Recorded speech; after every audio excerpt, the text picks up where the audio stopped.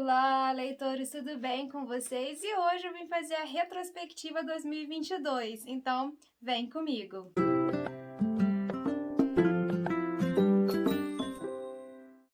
E aí, pessoal, como é que vocês estão? Hoje eu vou fazer a retrospectiva do ano passado, eu vou falar sobre todos os livros que eu li, vou fazer um pequeno resumo, vou falar rapidinho para o livro não ficar com 3 horas, né? E aí, pessoal, eu tô com a pilha aqui, tá? Aqui tem todos os livros infantis, infanto-juvenis, HQs, livros e também tem a lista dos livros que foram livros que eu li em e-book ou livros que eu já vendi, eu já repassei para alguém, eu já doei, já dei, porque quando eu decido que eu não vou reler algum livro, eu passo ele para frente, tá? Então, eu vou começar com a pilha de livros que ou eu li em e-book ou eles não estão mais aqui comigo, tá? Então, o primeiro livro que tá aqui, que tá emprestado, na verdade, porque esse livro aqui é um livro que eu amei, que eu achei lindo, lindo, lindo, lindo, mas ele tá emprestado, é o Desfolhado, da Fabiana Correia. Eu vou deixar a fotinha pra vocês aqui. É um livro de poesia da Fabiana. A Fabiana é uma escritora que, de certa forma, ela tá ficando mais conhecida agora, mas quando eu conheci sobre a obra dela, ela era uma escritora mais iniciante, mas com um talento imenso, gente. Essa mulher escreve uma poesia de uma naturalidade e de um carinho tão grande. Esse livro Desfolhada é tão bonito, a capa é bonito, ele vem com uma cinta bem bonito, assim, de um tecido natural, vem falando sobre as folhas, sobre as árvores. As poesias dela tem muito a ver com a natureza, ela é bióloga, então eu acho muito legal que a escrita dela traz muito da natureza, que é uma coisa que ela é apaixonada. Gostei muito, muito, muito das poesias, gostei muito do estilo do livro, é um livro pocket, mas muito bem feito, sabe? Adorei esse livro, tá emprestado, mas ainda vai voltar pra minha estante, se Deus quiser. Ele é muito bom, muito bonito e de uma delicadeza imensa, assim, sabe? O segundo livro que eu li, mas me emprestaram esse livro, então eu já devolvi pro dono, é o Vença o Medo de Dirigir, da Neuza Coraça. Esse livro me ajudou muito esse ano, porque eu tenho minha carteira de motorista desde os 18 anos, mas eu nunca dirigi, eu tinha muito medo de dirigir. E agora eu posso dizer que eu sou uma pessoa que dirige às vezes. Prefiro ser o carona, mas quando eu preciso, quando o carro pode ficar comigo, hoje eu posso dizer que eu sou uma pessoa que dirige, sabe? E esse livro foi o grande contribuidor esse ano para me ajudar a vencer o medo de dirigir. Ela ensina técnicas para você ir aos poucos se expondo à direção, que eu achei muito bacana. Eu consegui seguir as técnicas, são técnicas possíveis, não é nada tipo muito mirabolante. Ela vai dando dicas comportamentais mesmo para você começar a criar o hábito de se sentir à vontade no banco do motorista, e aí algumas dicas também para como começar a dirigir aos pouquinhos. Então eu fui aplicando as técnicas dela e consigo dirigir hoje. Não consigo ir para todos os lugares, ainda tenho muita dificuldade de dirigir em autoestrada, tipo Dutra, essas coisas, mas na minha cidade, quando eu preciso às vezes ir para casa do meu pai e tal, eu dirijo.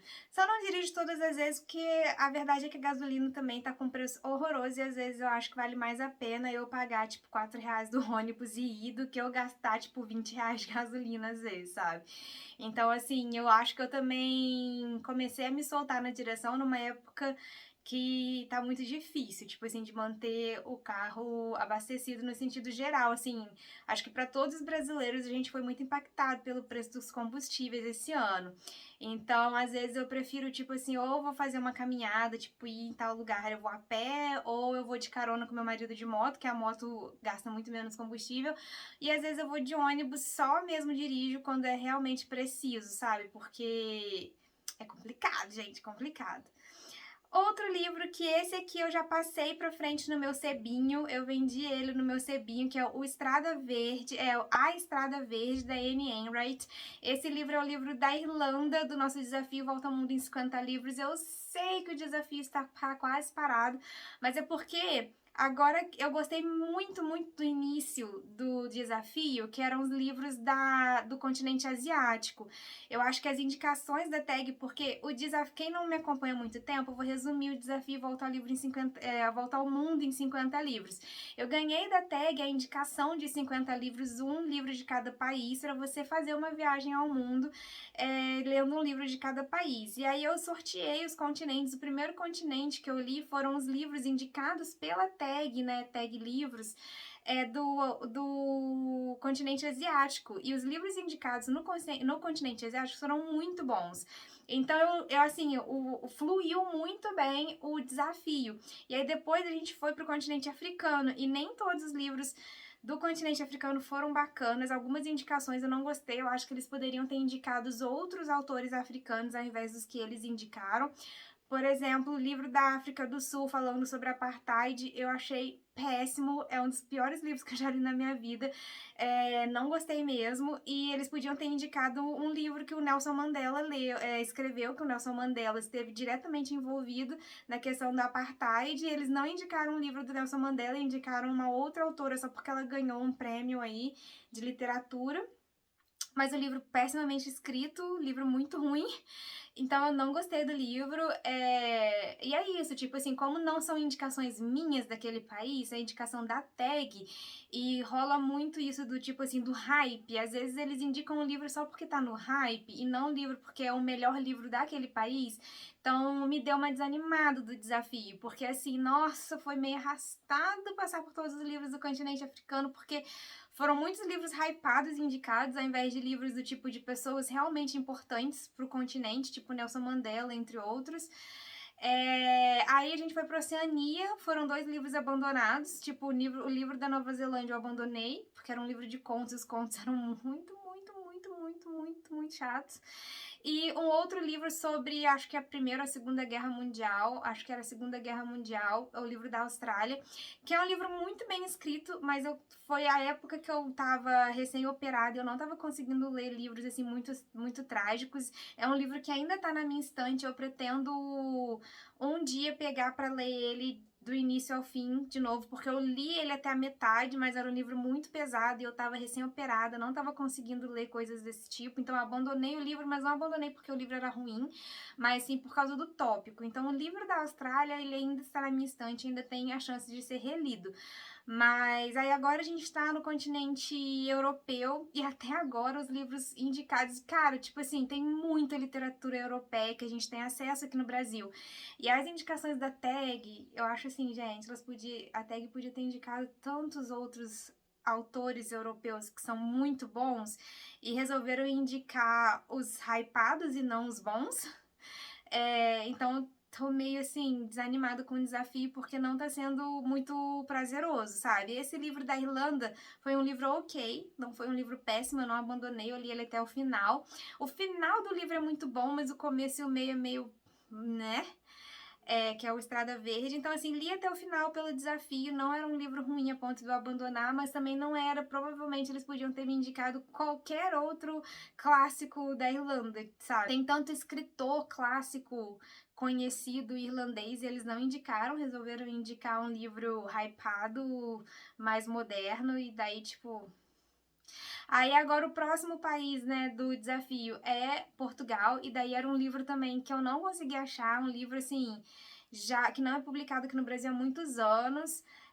Então eu resolvi mudar, resolvi, tipo, deixar de lado a indicação da tag, porque eu sei que não tá dando certo pra mim as indicações dele, e vou ler um livro do José Saramago no lugar. Então, se Deus quiser, em janeiro vai sair um vídeo novo do Desafio Volta ao Mundo em 50 Livros, que é o livro do Saramago que a gente vai ler. Outro livro que eu li foi o Risíveis Amores, também do Desafio Volta ao Mundo em 50 livros. Esse também já foi. Foi um livro bom, Risíveis Amores, foi um livro muito bem escrito. É um livro com 7 contos e o tema em comum era amor ali. Bem crítica social, sabe? Bem assim, bem escrito mesmo. Mas é um livro que eu não pretendo reler, então ele já foi, né? Já passei pra frente. E aí, o outro livro que eu li, que eu ganhei o e-book, na verdade, foi O Gato que Amava Livros, do Suzuki Natsukawa. é um escritor japonês. Eu gostei muito desse livro, apesar de ser um livro meio infantil, assim, bem adolescente. Ele é um livro meio que de autoajuda, assim, mas ele fala sobre leitores e ele fala sobre algumas lições para leitor. Eu achei muito interessante. Recomendo para você, leitor, que é um leitor muito ávido, ler esse livro para você ver que você vai se sentir ali, né? Ele fala muito do leitor que lê por quantidade, ele tem umas mensagens assim mais, sabe, sobre a leitura, do tipo da importância do livro.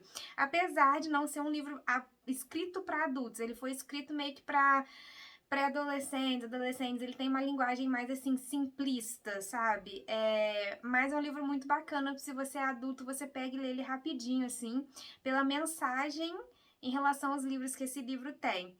E o último livro que eu li, que foi um e-book que eu ganhei da autora, que foi Duas Faces do Amor, da Sulmarinho. Tem vídeo aqui no canal sobre ele. É um livro que infelizmente eu abandonei, mas eu botei ele aqui na lista, porque eu acho que vale a pena falar sobre esses livros, principalmente quando são livros de autores iniciantes. Eu gosto muito de dar espaço e oportunidade, até porque eu estou iniciando aqui também, né, o canal, é um canal pequeno, então eu acho importante a gente dar valor também para os escritores que ainda estão começando, do mesmo jeito que eu gostaria de ter oportunidade no canal, como um canal pequeno também, tá? Então foram todos esses livros que eu li, mas que eu não tenho mais aqui.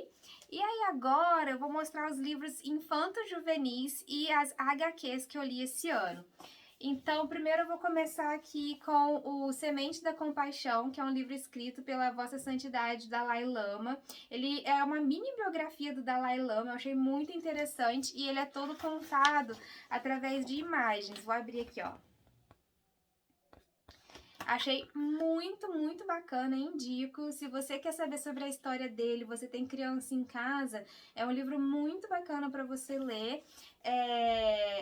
E assim, descobri muita coisa, né? Como ele, onde ele nasceu, como que ele virou, né, o Dalai Lama, porque ele não nasceu Dalai Lama, ele foi descoberto Dalai Lama e tudo mais. Na verdade, lá eles acreditam que ele nasceu como o sucessor, né, a reencarnação do último Dalai Lama, mas aí tem toda a história de como os sacerdotes foram lá, chamaram ele, daí levaram ele para a capital para ele estudar e se preparar para assumir o posto como Dalai Lama.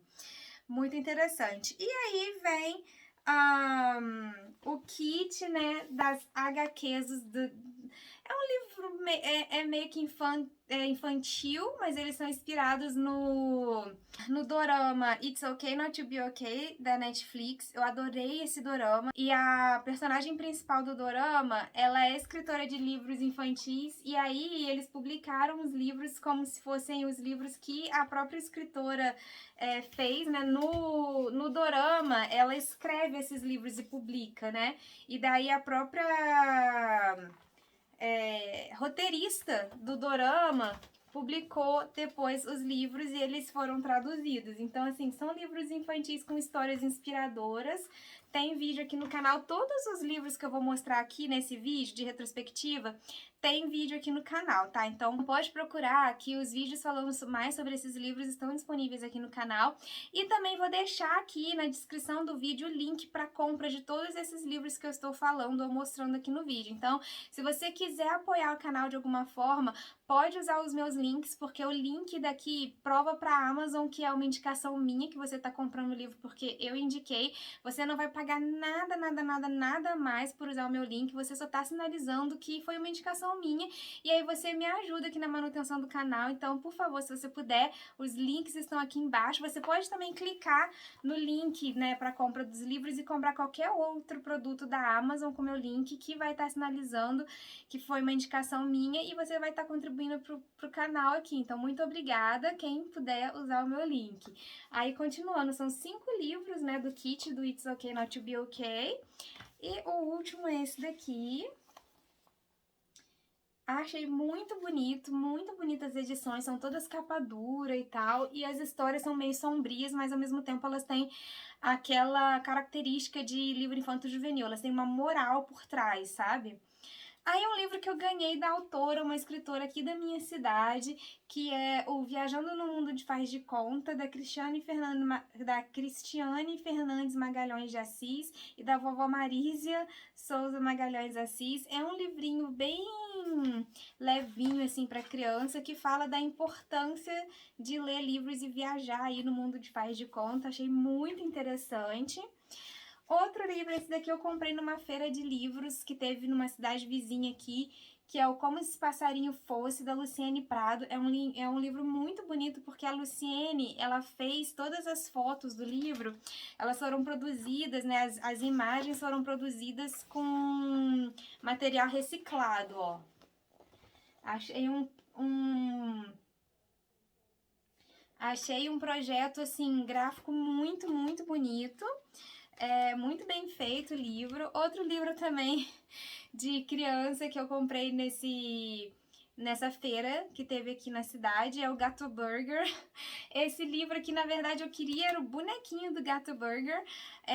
Assim, ele foi escrito na intenção de ser um livro que incentiva as crianças a se alimentarem bem, mas ao mesmo tempo ele tem a mensagem, eles miraram na positividade da boa alimentação, mas acabaram acertando numa certa gordofobia ali, porque o Gato Burger, ele é um gato que come muito hambúrguer, daí ele foi engordando, e daí quando ele ficou gordinho, ele começou a ficar muito triste, mas eles não... Aí depois, quando ele começou a fazer exercício e tal, ele meio que emagreceu, e daí ele só ficou feliz depois que ele emagreceu, ele não ficou feliz quando ele começou a comer, tipo, brócolis e salada, sabe? Eu acho que esse foi o erro, assim, faltou um pouquinho de refinar ali o motivo da felicidade do Gator Burger no final do livro. Tipo, ele não deveria ter ficado feliz pura e simplesmente por ser magro, mas sim por ser saudável, entendeu? Mas eu acho que essa era a mensagem que eles queriam, mas acabaram deslizando e errando um pouco.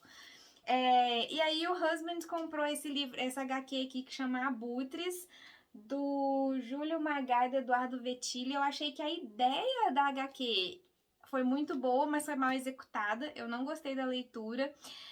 Eu achei que a história ficou muito pulada. Eles deviam ter botado mais páginas e mais quadrinhos para levar a história mais a fundo. Eu achei que ficou com furos assim na história.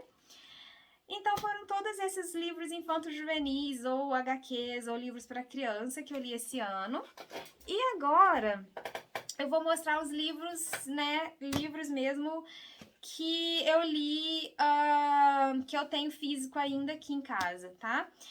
O primeiro livro que eu li, que eu gostei muito, muito, muito esse ano, foi o A Garota do Lago, do Charlie Donlea. Tirando essa capa horrorosa, o livro é muito bom, tá? É um livro de suspense. Logo no primeiro capítulo, a personagem meio que principal morre numa casa perto de um lago. E aí o livro é todo sobre a investigação, sobre o que aconteceu com ela. E aí tem flashbacks sobre quando ela estava viva para poder você tentar descobrir o que estava acontecendo. E o que eu mais gostei é que tem plot twist. E assim, eu achei que eu sabia o final do livro.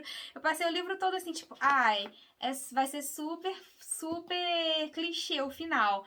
Ah, já sei quem que foi que matou ela. Ah, já sei quem que foi que matou ela, menina. Que surpresa! Eu não imaginava que era aquela pessoa e ficou muito bem amarrado, sabe? Então achei genial o final do livro. Surpresa, não foi clichê, pelo menos pra mim, não. Não sei se eu que, tipo, eu não sei se eu perdi alguma informação durante a leitura, por isso que pra mim foi tão surpresa assim. Deixa eu aumentar aqui um pouquinho a tela. Eu não sei se porque eu perdi algum detalhe durante a leitura ou se foi surpresa mesmo pra todo mundo, mas eu me senti super surpreendida, assim, sabe, ao ler o livro. Outro livro que eu li foi O Medo. Deste autor aqui, gente, é um nome muito difícil, não vou saber pronunciar, o nome tá lá em cima. É um livro que fala sobre a sabedoria para você transpor as tempestades, no sentido de superar os seus medos.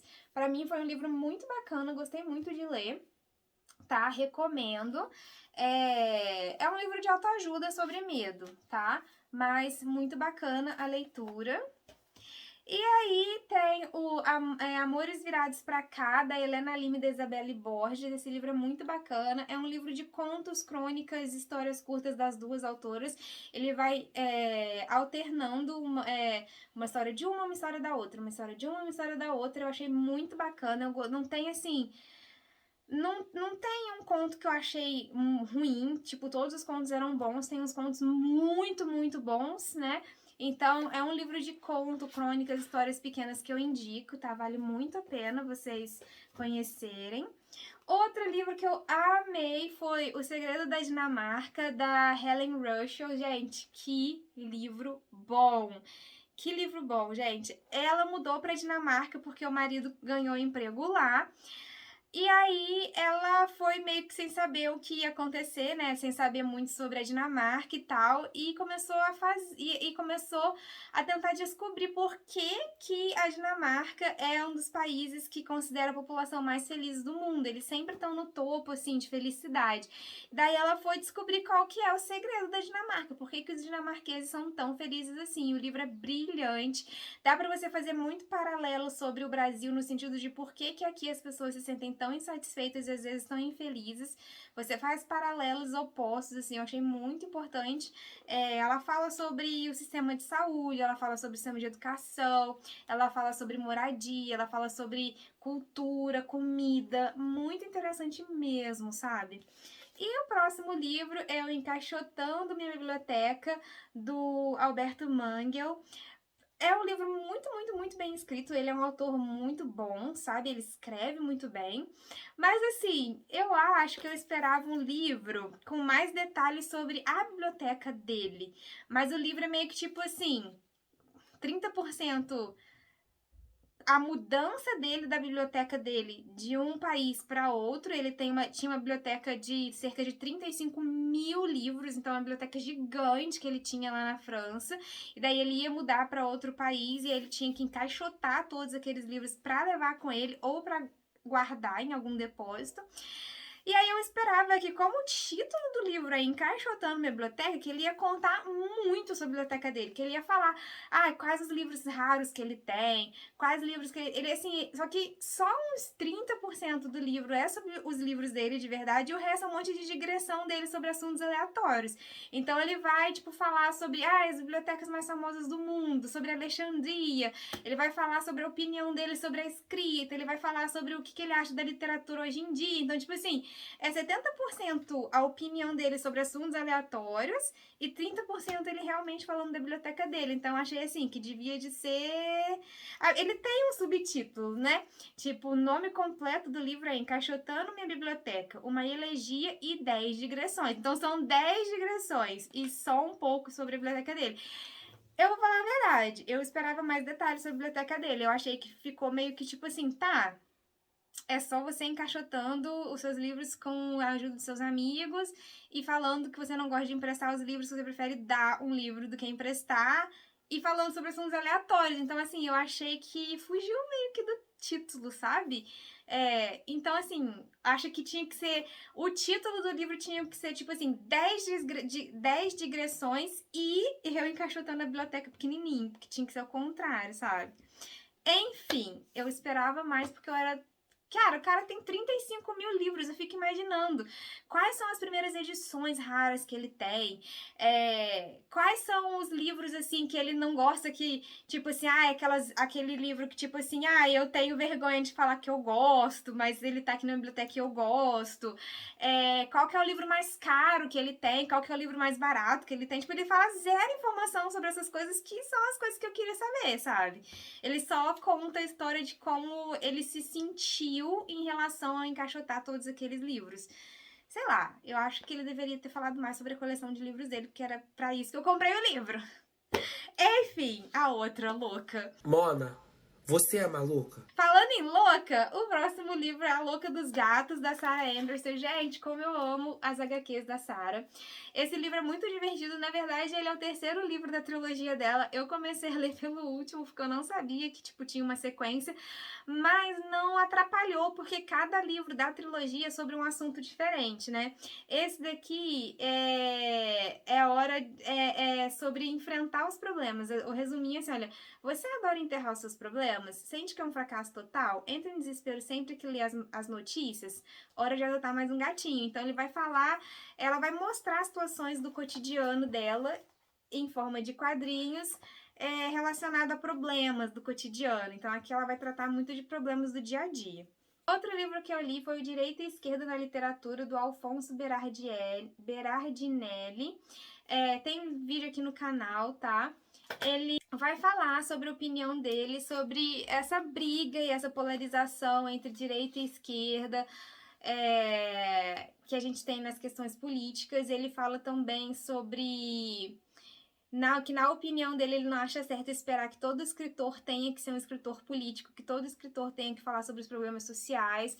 E eu achei isso bem bacana da parte dele falar sobre isso. Tipo assim, tudo bem você escrever um romance que fala de outro assunto sem ser uma coisa relacionada aos problemas sociais do seu país, sabe? E eles são alguns textos curtos falando sobre a política, é o ponto em comum, mas sobre sobre análises diferentes em relação à política, assim, sabe? Eu achei muito bacana aquele livro ali. O próximo livro é um livro de fotografia, que é o Luísa Bem-vindes, da Luísa Bem-vindes e Luana Moura, que é o Lombada. Esse livro se chama Lombada, ele é assim, a lombada dele é diferente, e ele é um livro de fotografias que eu achei lindo, lindo, lindo. Deixa eu mostrar aqui algumas páginas pra vocês. Ele tem fotografia e tem poesia, olha, daí tem a fotografia aqui no meio e a poesia falando sobre a fotografia em volta. Eu achei um livro de um primor, assim, sabe? Um trabalho fotográfico muito bem feito. As poesias também são bacanas. Eu achei lindo, lindo, lindo Lombada, tá? Comprei também numa feira de livros que teve aqui perto da minha cidade. Um outro livro que eu amei muito, muito esse ano foi A Mágica da Arrumação em Quadrinhos, da Mary Kondo. Me ajudou muito a botar meu guarda-roupa em ordem, gente. Que livro engraçado. E é um quadrinho, assim. Então, ela mostra direitinho, passo a passo, de como dobrar, de como arrumar. Eu achei que, pra mim, ficou bem melhor a visualização do que fazer com as imagens do que se eu tivesse comprado o livro sem... se eu tivesse comprado A Mágica da Arrumação sem ser o em quadrinhos, eu acho que ia ficar um pouco maçante, pegar um monte de regra de organização. Mas esse aqui não, ela inventou uns dois personagens ali, que eram vizinhos, e daí um vizinho descobre que a vizinha é, tipo, super bagunceira e acumuladora, e daí ele fica meio com o pé atrás, ela fica com vergonha, então, tipo, tem uma historinha ali atrás, e aí ela chega ali pra salvar essa vizinha dessa vergonha e tal, achei muito bacana. Outro livro que eu li esse ano foi o Administrar Meu Dinheiro com Liberdade, do Pierre Pradervan. É um livrinho de autoajuda sobre como você pode mudar os seus hábitos em relação ao dinheiro. Eu não achei ele um livro muito prático, eu ainda considero ele um livro de autoajuda. O que eu considero um livro de autoajuda, gente? Eu acho que um livro de autoajuda é um livro que te traz, assim, ideias que você vai só pensar sobre o assunto, vai só mentalizar sobre o assunto. Ele não traz muitas técnicas de verdade, ele não explica muito sobre finanças, ele só fala assim, você tem que mudar os seus hábitos, você tem que fazer mais pensamento positivo, você tem que esperar prosperidade. Então, assim, esses livros que falam muito, assim, da coisa mais energética, da coisa mais vaga, pra mim são livros de autoajuda. São livros que, tipo assim, você vai fazer mentalização e daí você vai melhorar financeiramente.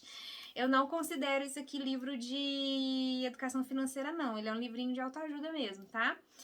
E aí tem o Contos Germinados, também da Fabiana Correia, né? Eu falei do Desfolhadas no começo do vídeo. E aí tem esse livro aqui de contos dela. Gente, que livro bonito, não tem nenhum conto ruim nesse livro, todos os contos são muito bons. Claro que eu marquei aqui os contos que eu preferi, né, tá marcadinho aqui, mas não tem nenhum conto que não seja bom, gente. Eu gosto muito da escrita da Fabiana Corrêa, ela tem uma escrita em relação à natureza muito delicada e muito bonita, eu gosto muito do trabalho dela. Aí eu li o primeiro livro, apenas o primeiro livro da trilogia Fundação, tá? Então eu não terminei ainda. Eu tenho que começar, olha, o segundo livro começa a partir dessa marcação aqui. Eu tenho que continuar essa história. Assim, eu acho que o que me deu menos gás para continuar a leitura é que o primeiro livro, eu entrei numa expectativa de ser o melhor livro de ficção científica que eu já li na minha vida. O primeiro livro não entregou o que prometeu, mas aí todo mundo já me falou que não, é o segundo e o terceiro livro que são muito melhores, daí te continua lendo. Beleza, eu vou ler o livro 2 e eu espero que realmente ele entregue o que todo mundo promete, tá? E por último, não foi o último livro que eu li, mas o último livro que tá aqui, que eu tenho ele ainda físico, é o do Mil ao Milhão, Sem Cortar o Cafezinho, do Thiago Nigro. Então, esse livro aqui eu considero um livro de não ficção. Ele é um livro de educação financeira. Ele não me promete milagre. Ele não me promete, mentalize 10 frases por dia. Não, não é isso. Esse livro aqui não é um livro de autoajuda. Ele é um livro de não ficção, de educação financeira. Ele vai te ensinar o que realmente é a poupança, o que realmente é fundo imobiliário, o que são as siglas, o que é investir em ação, o que é uma ação, o que é tesouro direto, o que é CDI, CDB, taxa Selic, todas essas coisas. Ele vai te ensinar também algumas estratégias sobre como guardar e investir o seu dinheiro para que daqui a 20 ou 30 anos você se aposente com uma qualidade de vida boa, sabe? Então, assim, ele não te promete, tipo, faça 10 mentalizações todos os dias que você vai ficar milionário. Não, esse livro não é sobre isso. Não é um livro bobo de autoajuda. Esse é um livro de educação financeira que vai te ensinar fórmula matemática para calcular juros compostos, vai te ensinar fórmula matemática para descobrir qual dos investimentos no Tesouro Direto é o melhor investimento. Ele vai falar no começo do livro sobre como organizar de forma simples os seus gastos, tipo assim, o que é gasto fixo necessário, o que é gasto fixo supérfluo, quanto que você deveria guardar para o seu futuro, quanto que você pode torrar. Ele vai te dar uma noção de porcentagem, e eu tô usando, eu tô gostando muito de usar essas porcentagens para eu saber exatamente para onde meu dinheiro tá indo, né, porque eu era uma pessoa bem descontrolada, assim, não sabia exatamente no que eu tava gastando meu dinheiro, o dinheiro só sumia. Então ele fala sobre isso, e ele fala também sobre algumas crenças financeiras que as pessoas têm. Deixa eu subir aqui, tá descendo a câmera.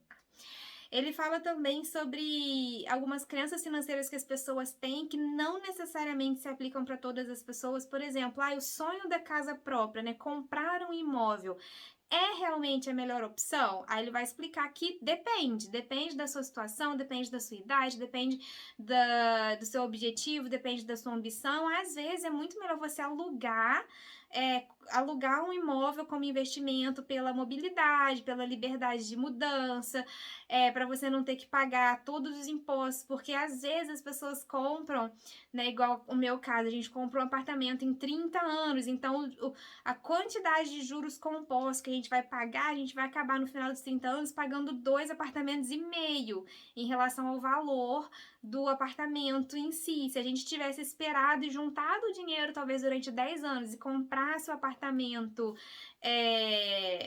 com, sei lá, 70% dele à vista e só 30% financiado, ao invés de, tipo assim, quase 100% financiado, talvez a gente ia pagar muito mais barato no montante final devido aos juros compostos que a gente vai pagar durante esses 30 anos. Então, era uma coisa assim que eu não sabia, que na época que a gente comprou, que foi há 6 anos atrás, a gente não tinha essa coisa. A gente achava que, tipo assim, quem casa quer casa, a gente tem que dar um jeito de dar uma entrada em qualquer imóvel e ter um apartamento próprio. E hoje a gente, por exemplo, para crescer na profissão do husband, né, ele precisa sair da nossa cidade. Então hoje não é mais tão fácil se desprender do imóvel porque ele é um imóvel próprio, não é simplesmente tipo assim, vamos largar o imóvel para trás e mudar para uma cidade maior, porque o ideal na profissão dele seria morar numa capital, seria morar tipo ou em São Paulo ou em Curitiba, e aí largar tudo e manter 2 imóveis, porque você também não pode simplesmente largar esse imóvel aqui para deteriorar para sempre. Alugar um imóvel não é tão fácil assim, igual as pessoas falam: "Ah, não, mas isso é simples".